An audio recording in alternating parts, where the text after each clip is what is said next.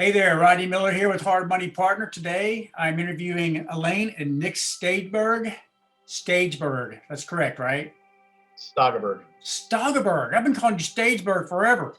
I actually tell people Stageberg if they need to spell my name because that's kind of what it looks like Stageberg, yeah. phonetically. But Okay. yeah, Stageberg is technically the correct Okay. pronunciation there. This lovely Okay, couple. we've only known each other for 10 years. Oh, I know, but I don't think I've ever said it out loud. So we've known for quite a while, a decade, 10 years, maybe longer than that. Go way back. They currently live in Rochester, Minnesota, and Elaine is a psychiatrist trained at the Mayo Clinic, and Nick is a former IT professional, 20-year IT professional that has moved full time into real estate. And as most of you know on the show, we usually interview folks that are in the local Oklahoma City real estate market. And Nick and Elaine are kind of, they've got stuff here, and this is where they started, but they wound up transitioning and moving to Minnesota and starting up there and picking up kind of what they started here in the real estate business there. And so welcome to the show, guys. Yeah, thank you so much for having us. It's an honor to be here. It is, yeah, Rodney. I reference you often as kind of the OG that got me into real estate all those years ago, and the lessons I learned from you. And so it really is a great honor to be here. It's almost like a surreal experience. Wow, yeah. Full circle. Well, I appreciate that. I mean, yeah. Thanks. I do appreciate it. And one thing I left out is you guys are the owner of Black Swan Real Estate Team, which is a Keller Williams team brokerage, correct? And you know, you're investing in real estate. You got a brokerage. You're doing some speaking gigs. You're kind of doing a lot of stuff in the real estate. We're going to get to all that. I want to put that out there. Your main gig is the Black Swan Real Estate Group, correct? Yep. Yes. Yep, that's right. That's what holds all of our personal investments. And then we have the Black Swan team, which is our real estate team. And then we have Black Swan Living Property Management, where our property management company manages investments for other investors. And then, like you mentioned there, we do a lot of speaking and teaching, just putting the word out about real estate and the opportunities that are out there and how life-changing it's been for us, and wanting to pass that on to the next generation of real estate investors. Awesome. So let's go back about a decade or so, and originally know you, Elaine, because you came in and worked with my autistic son, with Luke, and you were his therapist, and you were with us for a few years, did a great job. Was it a few years? It seemed like a couple. It was about a year. Was it 1 year? Okay. Yeah, I often think about it was relatively short compared to this lifelong relationship we've created. Yeah, really kind of a cool thing came out of it. We stayed in touch, and it's been a great deal, and I've watched you guys flourish. But back then you were Luke's therapist, and Nick kind of entered the picture when you were kind of, during that time, and Nick came in. We got to know Nick, and Nick had an interesting story. He's an IT guy, and let's just kind of go back there a little bit. So you were the therapist, Nick. You were the IT guy, but you had like a side business. You were flipping cars.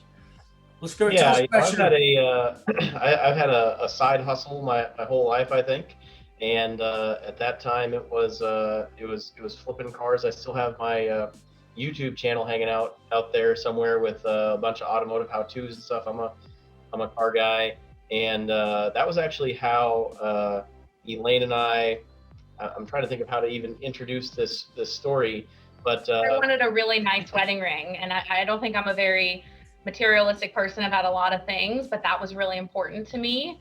I wanted a ring that far exceeded the budget that we had, and I was pretty debt averse. I don't really believe in consumer debt. I think debt for business is a wonderful tool to grow, but I think consumer debt is kind of the devil. And so I had this kind of interesting place where I wanted this very beautiful ring, but I wanted it to be paid for with cash. And so I presented that conundrum to Nick, and I said, figure it out. She even picked it out. It was not a cheap ring, and I totally got it. Like, I've got my $10 wedding ring here, but I totally get it. And I was like, well, how the heck am I going to come up with all this money for this giant ring?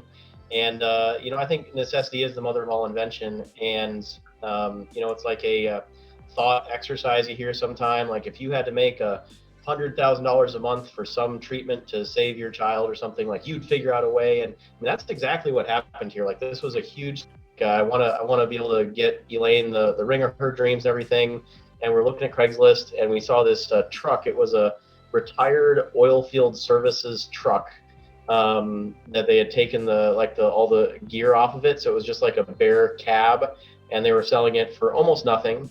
And then another friend was like, "Hey, I found the bed for that truck." It was like a photo of it literally sitting in like a farmer's field, and it was like, if you haul it away, you can have it for $500 or something. So like the truck by itself should be worth, like 10 times what they're asking for it, and the bed at like a salvage yard or whatever be worth like 10 times what they were asking for it. And I'm like, this is it. This is the sign from the universe. And I went out and I bought the truck. And then only after I bought the truck, I realized. Why don't you tell them how you funded the truck? No, we're gonna get there. Only after I bought the truck did I realize that the bed, like the Craigslist post, was like 6 months old, and there was no phone number. And I'm like, what the heck did I just do? But in order to buy the truck, I actually did not have enough cash to even buy the truck. I was young and very cash poor, and so I went to Elaine, my first hard money lender, and I said, "Elaine, how much money do you have?" And she's like, "I don't know, like this much." And I'm like, "Okay, I can't tell you why, but could I have all of it? You're really gonna like the outcome, I promise. But I for various reasons, I can't tell you why I need all your money." And then she went and got a bunch of cash, just like a stack of $100 bills, and gave it to me. And then like a few hours later, I show back up with half of a truck.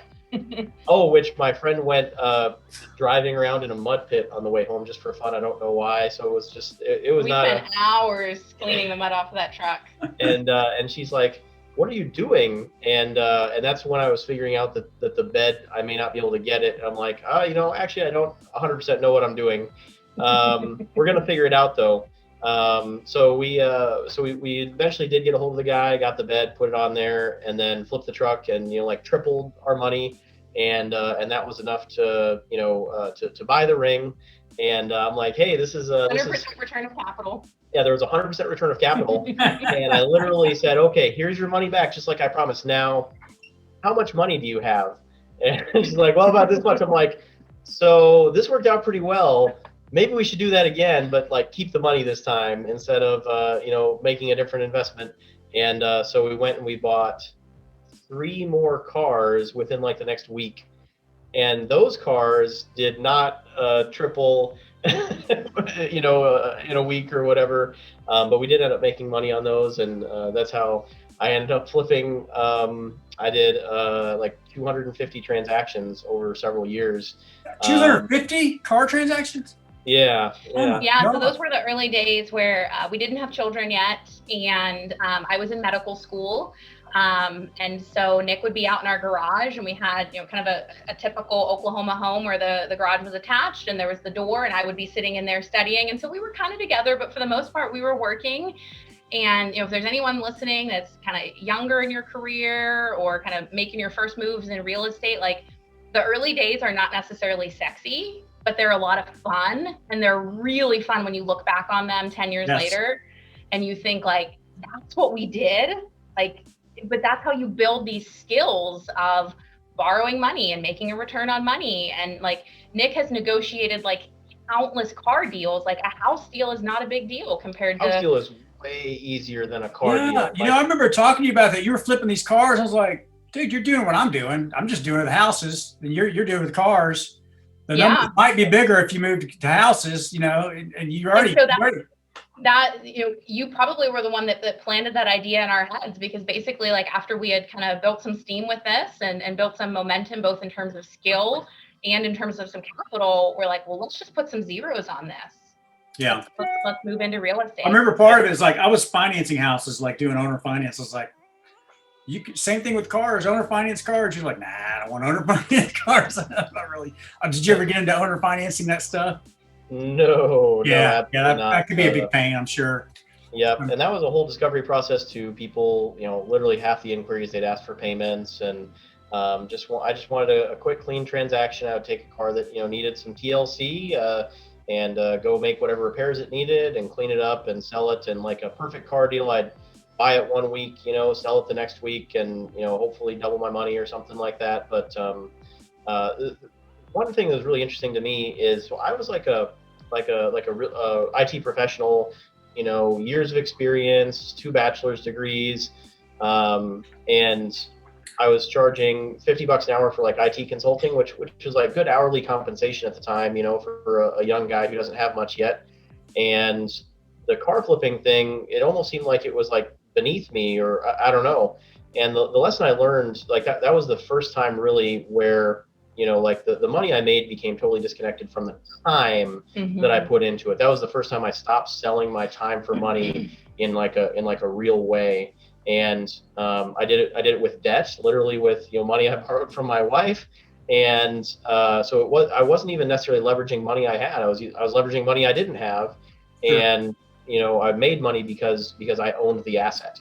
And those are literally the core principles of our entire real estate business today. Nothing has really changed. The only thing I didn't like was that I was selling the cars. I was like creating all this equity. I was like, gosh, I wish I could keep the cars. I wish there was a buy and hold for cars. Nowadays there's you can like have like your own car rental place. I would probably do buy and hold. Yeah. Car rental or something these days. Yeah. So while we were working on that, I had my relationship with you and Bridget, and kind of seeing what you guys were creating with real estate and learning about that. And then Nick was working with these mostly like attorneys with this IT consulting he was doing, kind of helping them with their emails or their websites, passwords, that sort of thing. And most of those folks were invested in real estate. And so we had kind of these early, very formative relationships of people who were further ahead of us that were doing really well in real estate. And so when we met, we were like, oh, I've had this experience. Oh, you've had this experience. Like, clearly this is the way to like life-changing generational wealth and cash flow. And I think those early relationships are so critical. And that's why I said, I think of you as like the OG in our lives of getting us into real estate investing and just kind of showing us what is possible. I think you guys would have found your way into it with or without me, because you were heading in that direction anyway. You guys were flipping cars. You would have probably naturally gone to it, but I appreciate that. Thank you very much.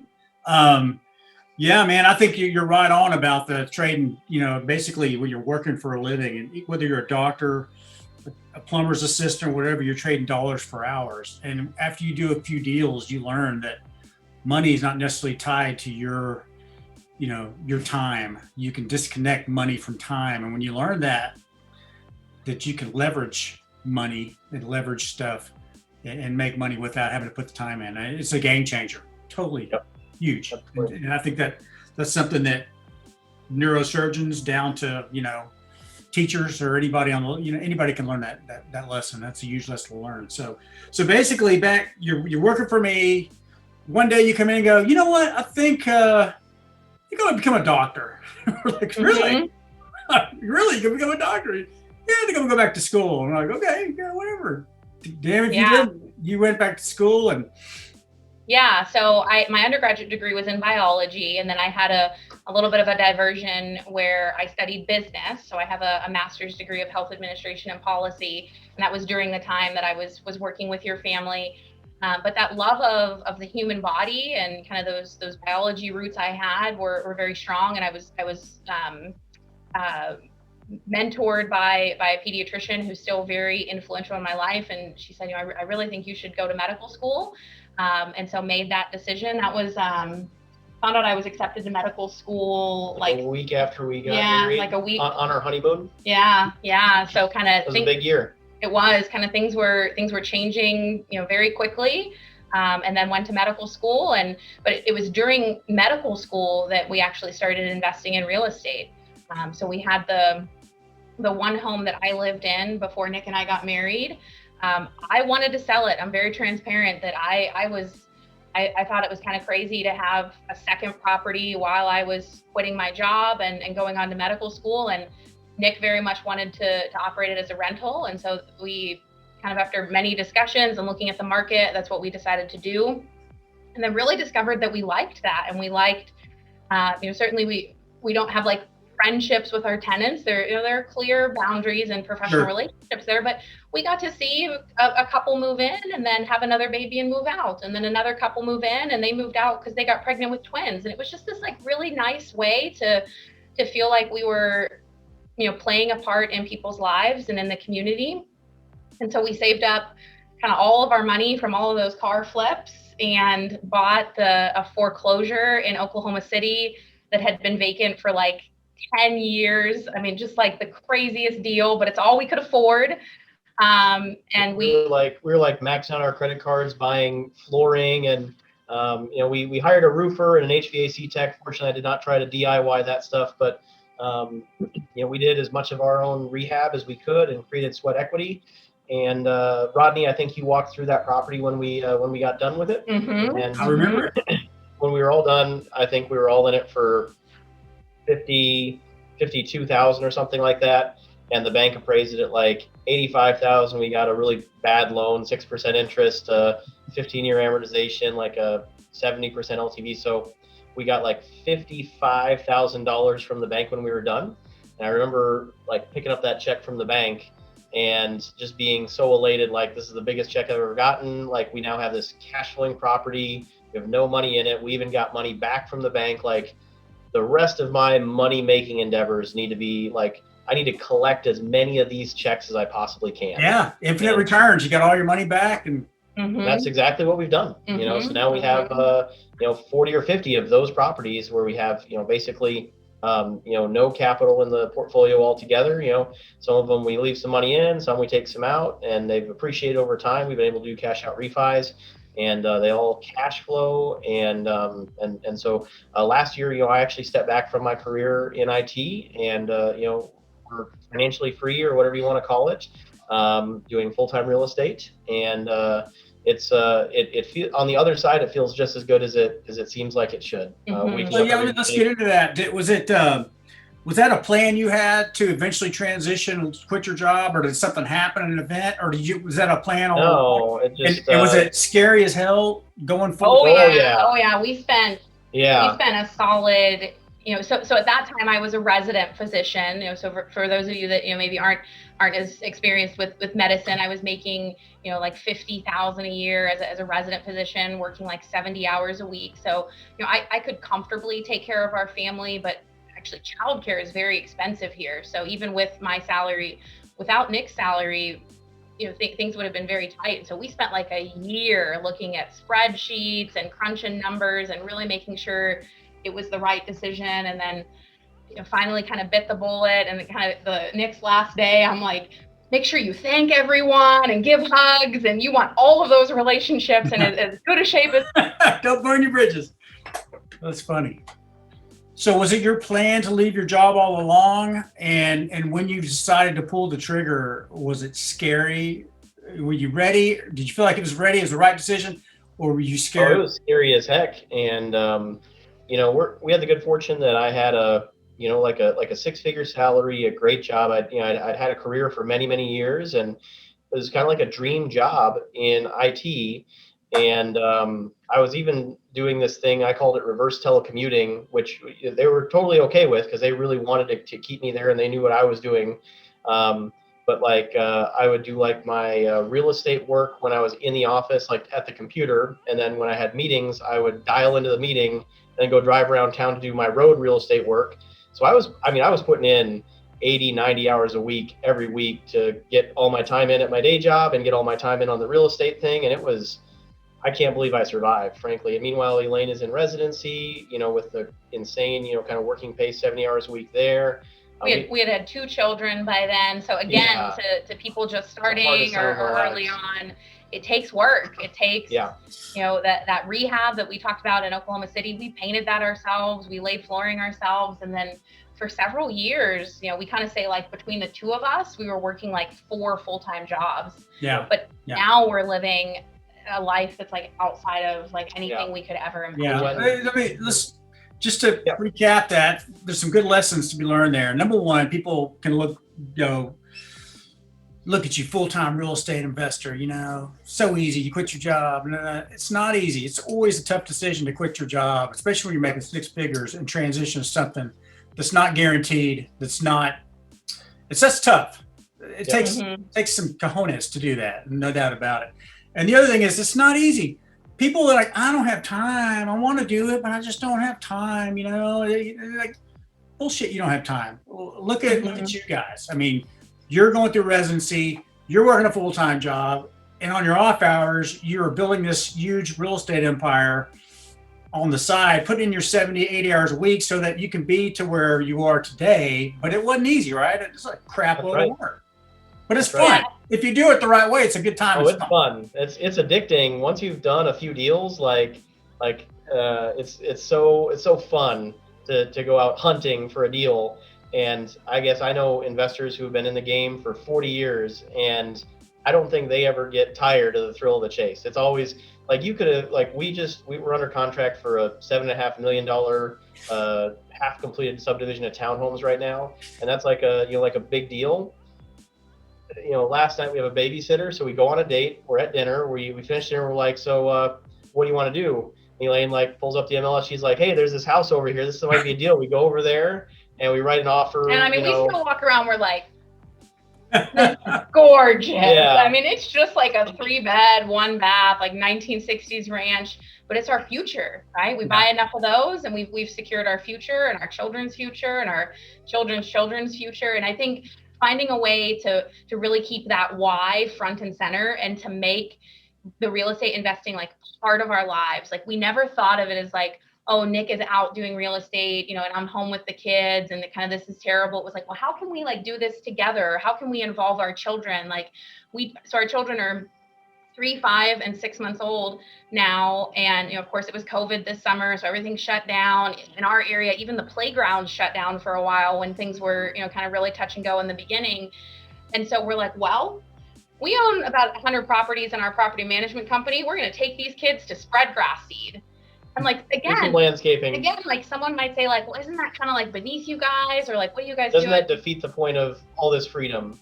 Obviously we have people to do these things. We're not out mowing lawns on our properties every week, but if you're not taking your kids out to teach them the work it takes to get this, I think you're missing the point of all of it. Yeah, and so we just had fun with it, and kind of age appropriate lessons for the kids, and we got to get some sunshine and look at all the properties, and just finding a way to make it so that investing is life and life is investing. And then it just creates this really beautiful way to spend time and to grow wealth and to have relationships and improve communities, and just this really lovely cycle of, it's just really beautiful work that we're able to do. And if it's not fun, don't do it. If something feels heavy to you, just drop it. If it feels light, pick it up and run with it. I just bought a solution for outbound calls for my team, and right before this, I spent an hour and a half kind of going through some calls with them, doing some coaching, and at the end of it, I'm like, this kind of sucks. This isn't fun. This saps my energy. How do you guys feel about it? They're like, yeah, I don't like. Okay, well, I'm just gonna I'm gonna return it. This isn't gonna give us good leads if we're not excited about it. If we're not, let's find something else to do. So we're hosting an event where we give out free beer, and it's an informational seminar, and we're going to generate leads that way. And that's in a week here. If anyone watching this is in Rochester, Minnesota, they're welcome to come by. That sounds like much more fun. Free beer. I like that. Yeah. Yeah. So if anything about real estate investing seems hard to you, hire it out, find a way to leverage it or avoid it, and find something that really sets you on fire and that you enjoy doing and are going to be passionate about doing forever. There's so many niches in real estate. Pick a niche that there's a niche for anybody, really. There's so many ways to tackle these things. Yep, absolutely. It's fun. And I'm like you, I haven't met an old real estate guy that wants to retire or quit. Yeah. It's like retirement for entrepreneurs and real estate people that are passionate. It's not about coming to the ending point and fishing every day or, sleeping late or whatever. You just get your blood. That's just what you're going to do, probably the rest of your life. Because it's not, it's not strenuous work. And as you get older, a lot of times you learn to get more passive to where you're not doing as much. You build teams like you guys are building to where now you're managing the teams. And so, it's just a fun business. It's a fun lifestyle. Yeah. And being able to be really in a relationship business, I say that we all say we're real estate investors. Well, really we're investors in people. We don't buy a home and say, oh, we're just going to let this one sit vacant for 30 years and then sell it at the end. No, we find a person to live there. And so we're really investing in people and then building our teams. We're investing in our team. Certainly, we had a great deal of pride through COVID that we were able to keep people employed, and we kind of set up some things where only one contractor could be in the house at one time, so that there was no potential mixing of germs. But we were able to keep people employed at a time when the country was kind of hurting. And we really think of our real estate business as a relationship-based business. And just like we wouldn't want to wake up one day and not have friends anymore, we would never want to wake up one day and not have all these relationships we've created. So Sure. Is it work? Yeah. But is it work that we dread? No way. We love it every single day. And the neat thing about being able to leverage what you don't want to do and kind of do, we bought a hoarder house recently, and just full of stuff. There's 1,000 books in this house, a lot of stuff that's expensive to dispose of. We could have spent thousands and thousands of dollars doing a trash out on this house. And so we brought our kids in and our friends, and they could kind of pick out whatever they wanted. Our kids call it treasure hunting when we go take souvenirs or whatever from homes that we've bought. And then we put up an ad on Facebook Marketplace and Craigslist, free stuff come 10 o'clock. We had 20 people in that house. It cleared out in a hurry until we had almost nothing left. Almost nothing ended up going to a landfill. People took everything. They took the cabinetry, they took it down to the studs for free. And then okay, give me a sledgehammer and some goggles. I want to do some demo. And then we have people who can then go clean it up. I can do the stuff that's fun to me. Sure. And it was like running the worst carnival ever or something like that. It was a blast. We were shooting videos and all these people who hey, you need cabinets for your you live in a house, or you want cabinets for your garage or something like that. Here you go. It's so satisfying to just create that value for people. Everyone was so grateful to haul this junk out of this house. And we know people who went and sold some of that junk for a bunch of money, and great. I'm so glad we're able to create value for them. It's hard not to enjoy this when you get to do things like that. I agree. So 10 years ago, you're thinking about med school, you're an IT guy flipping cars. So let's fast forward to today. You've gone through all your fellowships and you got any fellowship and all that. So you're a practicing physician, right? Yeah, so I didn't do a fellowship. I did a residency in general psychiatry. So I'm a licensed psychiatrist. Okay. And Nick, now you're full-time in the real estate. What does your business look like? Because I followed you early on. You guys had, you picked up a deal here and you fixed it up, and you're putting stuff on. You're really good about putting stuff on Facebook. I was tracking your rehabs and all that. And then I lost track. It came so fast. I lost track of a lot of stuff you were doing. So tell us what your business looks like now. What is your business like in terms of investing, brokerage? What do you guys do? Elaine mentioned we have Black Swan Living Property Management. So that's a property management company we own that manages all of our properties and all the properties for our clients. We have a real estate team. So there's half a dozen real estate agents on our team, full-time administrative staff. And we help people, owner occupants buy and sell their homes, but we are really, really specialized in the investment space. So we send, direct mail out to people who might want to sell their home if it, is identified as an investment prospect. We work with, people from around the country who want to buy investment properties. We'll help them, buy properties here in Rochester. We'll manage them, kind of like a turnkey rental property. We serve investors that are in our community and do, meetups and educational seminars and speaking and teaching and that kind of thing. So I would say that our team is kind of the most dominant team in our market in that investment space. That's really the niche that we aggressively pursue. And then our biggest, piece of the business by far is the investment piece. So we have 40 or 50, single family, small multifamily properties that we own. It's about, $10 million assets. And then we have another 10 million that we manage for others. So about 20 million in total assets under management. And we might have, 10 of these projects in our pipeline that we're under contract to purchase, closing on, renovating, renting, refinancing, somewhere in those stages, either for ourselves or for an investor client. And basically we're out there every day. We look at probably at least 1,000 houses per year. Myself, Elaine, or a member of our team, usually a member of our team. And if it's a deal, we want to get it for ourselves. And if we don't have enough money, we want to get it for one of our investors. And that's pretty much our whole business in a nutshell. We really like acquiring new high quality assets. We have a a focus on, single family homes that are, not, class A plus ultra lux. There's no pools in any of our rental properties, but, granite countertops and subway tile backsplash and real hardwood floors, and just a nice clean home in a great location that anybody would be proud to call their home. And that kind of comprises the bulk of our portfolio. And then we're starting to do some larger deals as well. So I had briefly mentioned we have a half completed subdivision of townhomes to acquire under contract right now. That's a $7.5 million contract.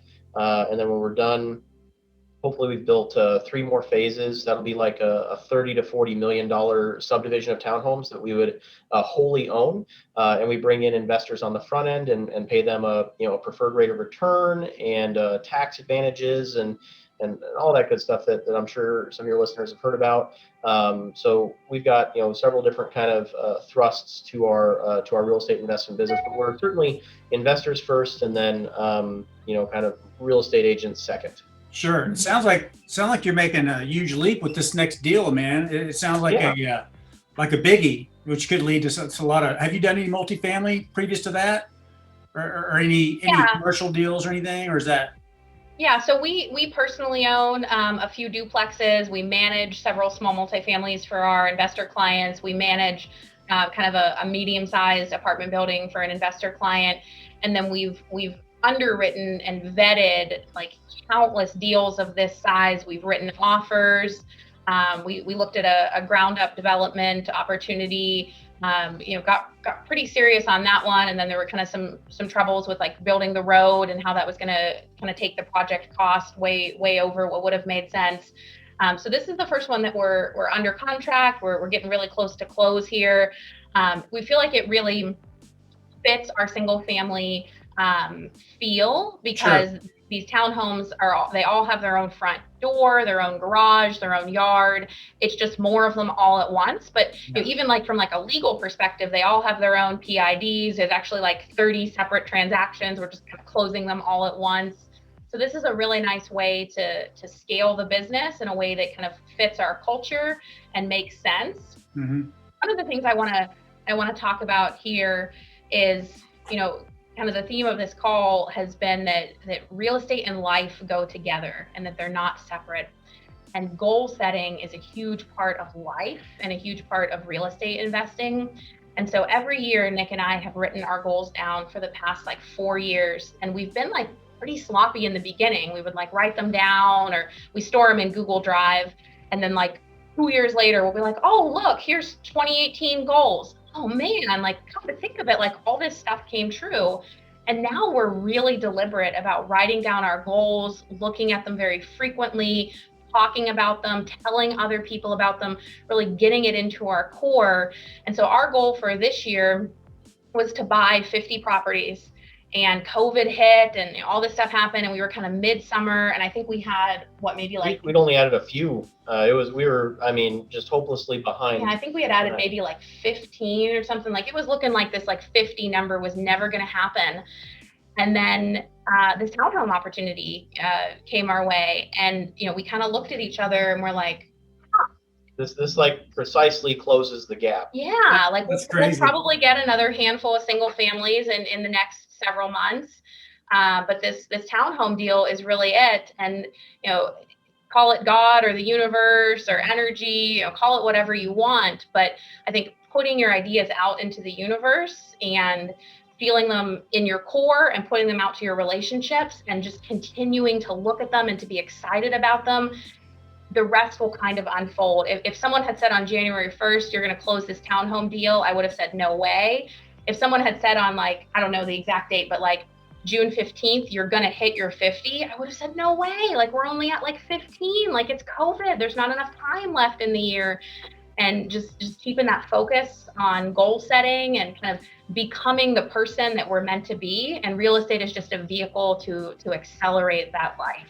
We have one under contract today, but I think at the end of the year, at our current pace, we'll be at like 52 or 53, and that's happened over and over and over again. Like when we tally it up, like and we're very precise about our goals. We're like, okay, what is like something that's a stretch but attainable? So we're mindful about setting those goals, but we are going to deliver like within like 1% of the goals that we set for this year. I think there's something about that. I think if you write your goals down and you get them on paper, and then like you said, you live them, and it's crazy what goals do, man. And I didn't learn that till later in life, but I mean, I like to go back and look at my 2016, 2017 goals and things that I didn't think were possible that I achieved, you know, and not just money goals, but just lifestyle. My life will look like this. My life will look like that. I'll have this. And it's just incredible what just getting clarity on your goals and what you want to accomplish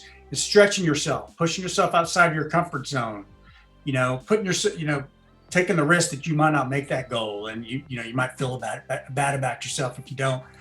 But a lot of times you do. A lot of times you actually hit some wild, hairy, audacious goals. It's crazy. That's right. Yep. And so the more you do that, the more it builds your confidence, the more you set bigger goals, and you just keep moving forward and keep moving forward. And, now we kind of joke, you know, we're getting into 2021, and we're like, we got to think really carefully about what we write down, because that's going to come true. Yep. So we have to it's dangerous. We have to think very carefully about what we're going to commit to, because it's going to come true by putting that energy out into the universe. Yeah. Sometimes the goal might be to take a year and slow down, and to focus on family and stuff. It doesn't have to be financial, and you know, because you. Yep. Oh no, we have goals for all the, like, having a baby is one of our goals. And last year we went and lived in Florida for a month. Wow. Took part of the winter off here, broke it up. That was our pre-COVID life. Yeah. Yeah. We actually spent, I think, like 6 out of 12 months traveling between 2019 and when COVID hit in 2021.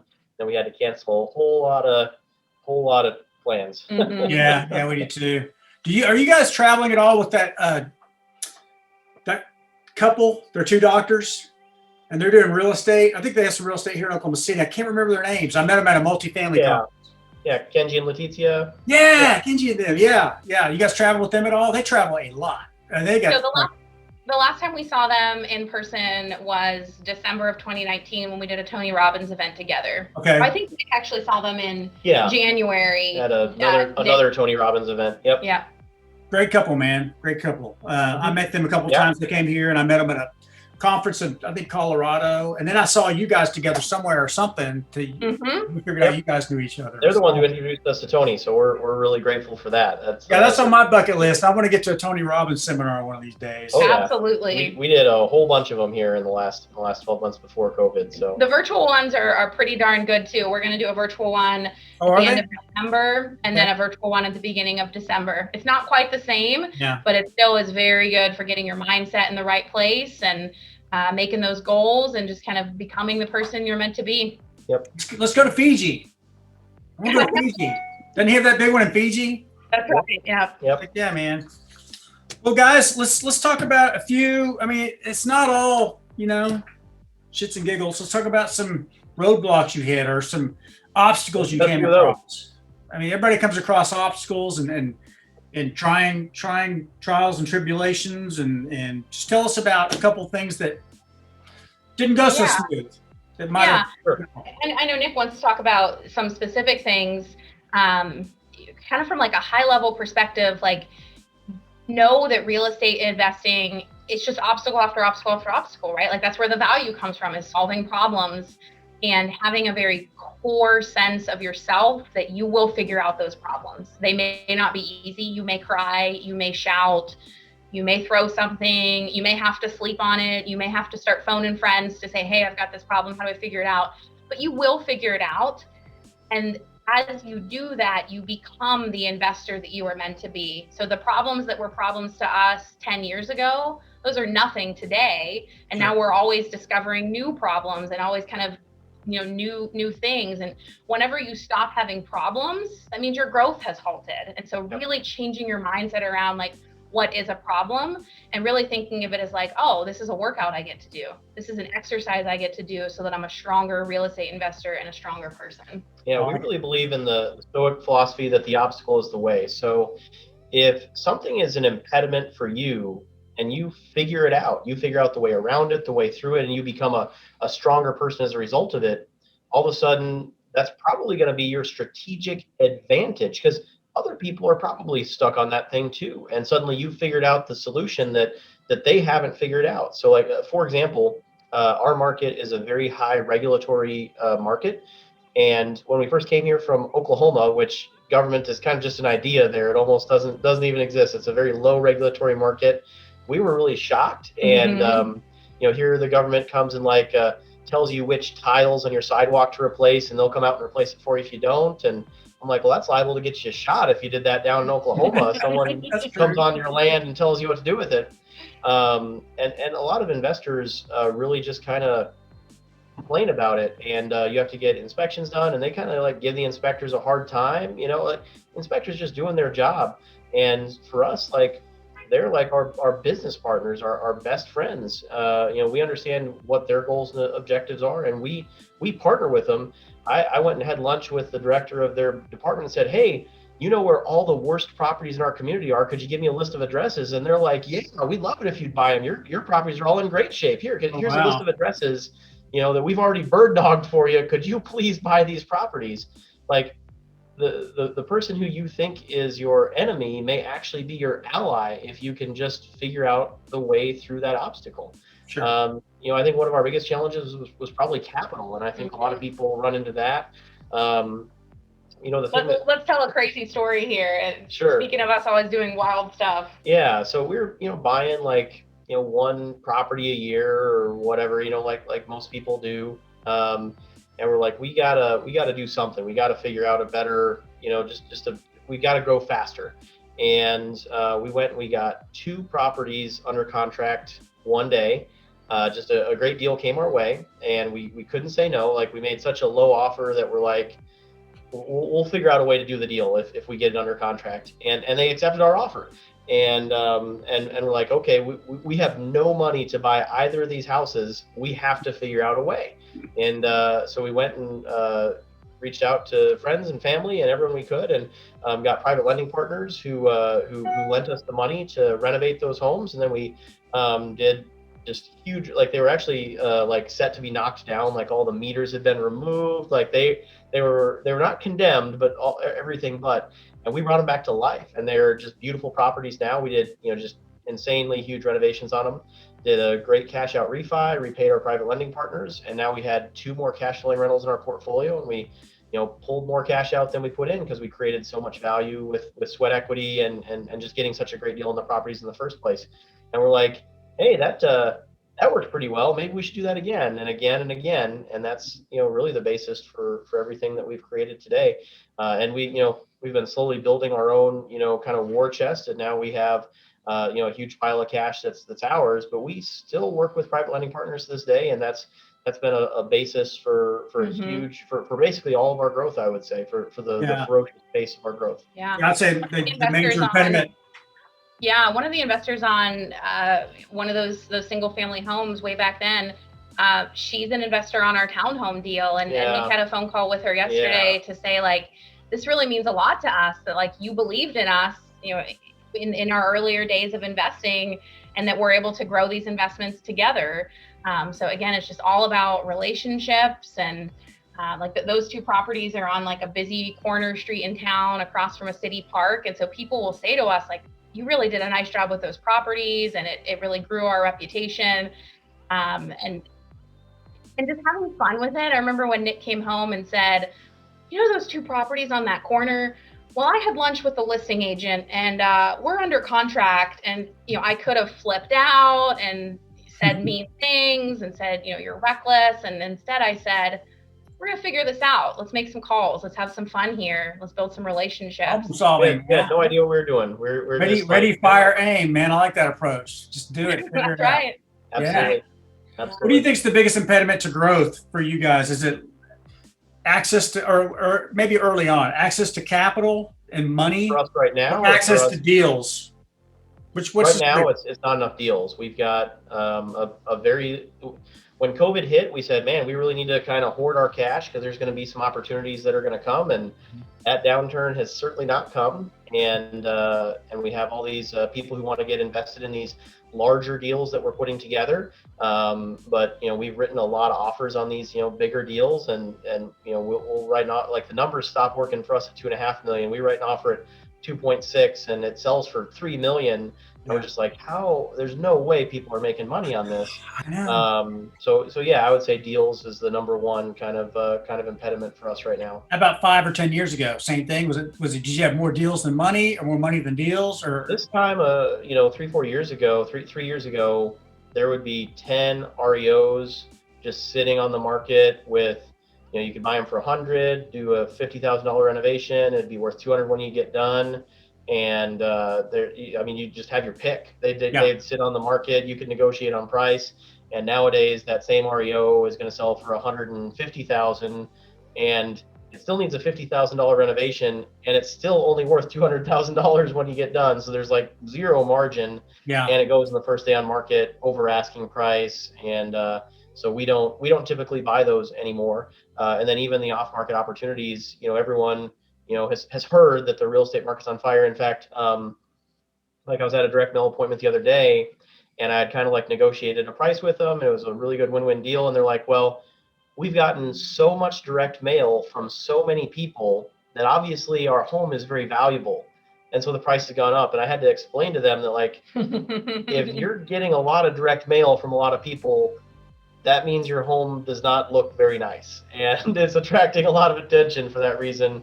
And they're like, oh, okay, well, the price has still gone up anyway because there's obviously so many people interested in our home. So that's a challenging dynamic to work with, and there's a lot of people out there who are willing to, I think, overpay, and we are not. we saw this in 2008. That's what we saw. It's just the market's getting crazy. Too many buyers, sellers. It was a seller's market. Too many buyers out there.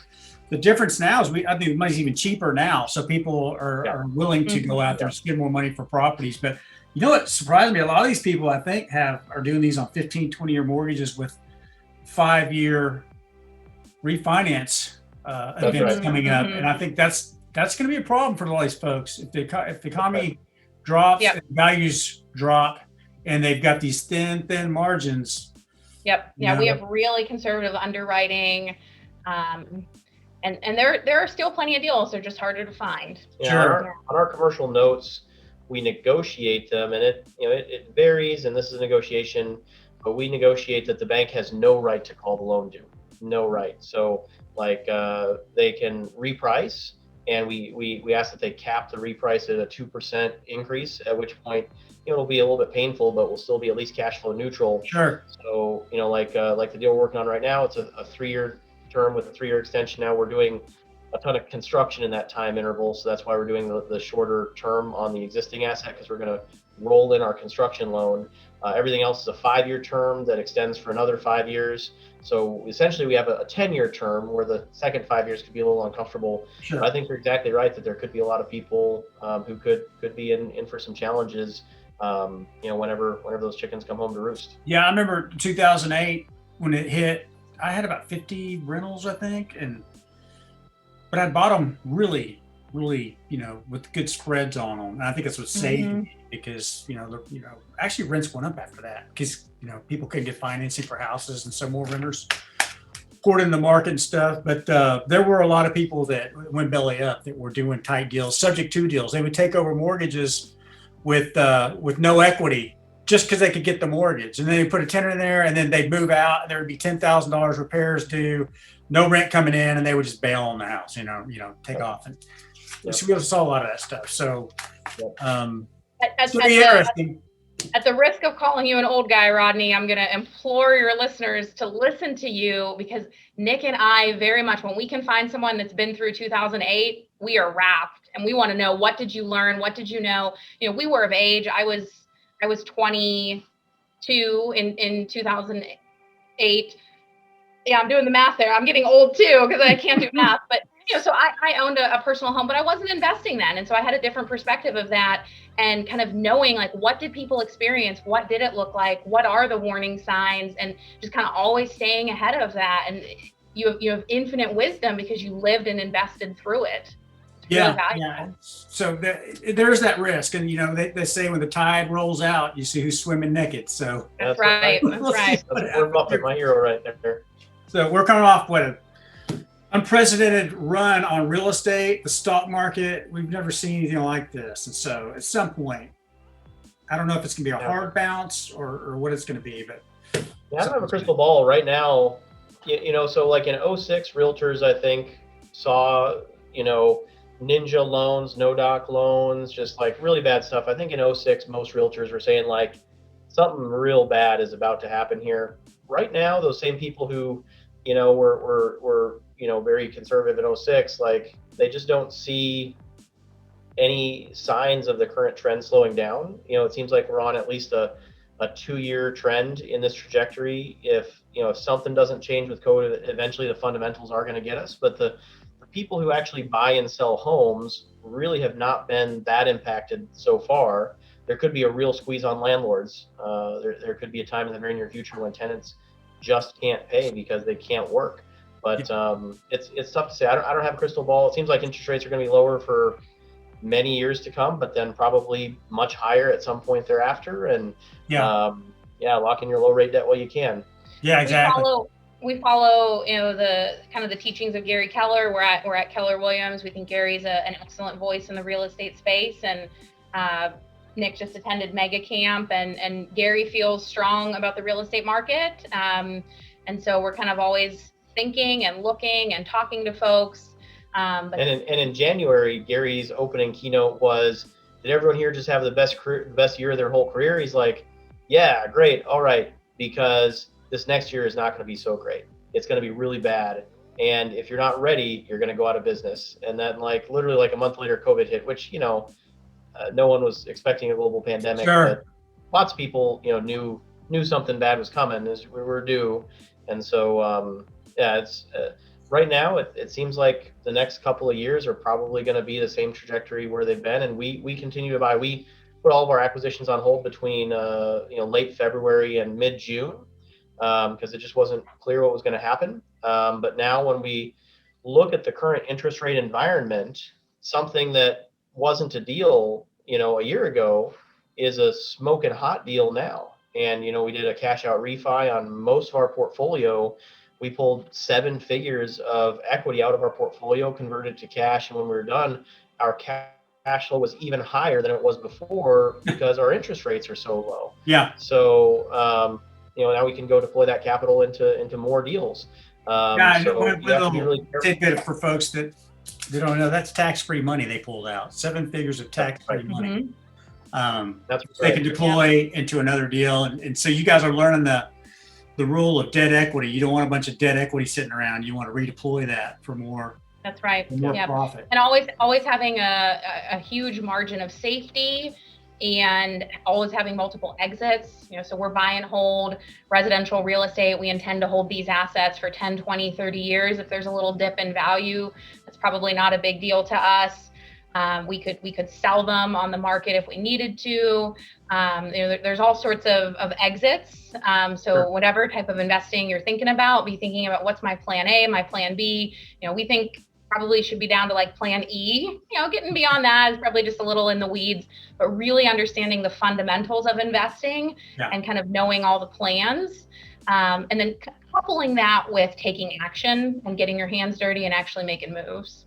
And a lot of people will say like, how do you sleep at night, with all these properties and with your growth and everything, and it's just having a good handle on it. We have really good bookkeeping and really good metrics. We know exactly where we're at any given time, and like all of our properties that are already stabilized, rented, have long-term financing in place. Prices can go up, prices go down. The tenants are probably going to keep paying their rent. Most likely, we're at 99% rent collections right now, all the way through COVID. And then we have a metric that we kind of made up. We've never heard of it before. We call it reset liquidity. So basically, like if the music stopped, if there was a military coup next week instead of a presidential election, and just everything went to heck, what would happen financially? If we had to kind of fire sale all the properties that don't have long-term financing in place, don't have tenants, and repay our creditors, like would we be okay? And we keep every month we're tracking that metric to make sure that we've got a very healthy 6 figures of what we call reset liquidity, just in case, something terrible and unexpected did happen. And that's how we, feel very comfortable. We sleep very well at night knowing that we have this tranche of really awesome, stabilized, high quality properties that are going to be producing for the indefinite future. And then also making sure that we're growing not too fast, and not taking too much risk compared to our stabilized portfolio. That's awesome, man. That puts you in a very, very, you guys are in a tiny minority of people that are thinking that far ahead of survivability of a major catastrophic event, or anything that could really, really put the hurt on your real estate business. So good. At the end of the day, that's all you have to do is survive. If you play, we love the concept of the infinite game from Simon Sinek. The goal is not to win the game of real estate. The goal is to never stop playing the game of real estate. And when you get into a situation where you can't pay your mortgages, you don't get to play that game again, and not for a very long time. So you just gotta stay in the game and make sure that you're gonna be okay. And if you do that, like, time is on your side, and you're going to make a lot of money in this business. And we try to explain that we have a 175 unit in Tulsa with 30 investors or whatever. And so when this COVID stuff hit, and we heard that there was going to be a rent holiday and evictions were going to stop, we sent a notice out to all of our investors saying, look, we're not paying distributions. We're putting a hold on distributions because we have to survive this storm, and we don't know what's coming. We don't know. Boys, you had a handful of people just didn't get it. They were like, oh, that's like, look, it's not about the money. If the money's going to we're not spending the money, it's going into the bank accounts. We need to make sure we're sitting on cash to survive this storm, because this is a big investment for everybody. We want to make sure we protect it first and foremost. We're looking out for their best interests, that's for sure. Exactly. And they understood and everything, but number one rule of investing, according to Warren Buffett, is to not lose your principles. So yes, save that principle. Man, I think we've covered a lot.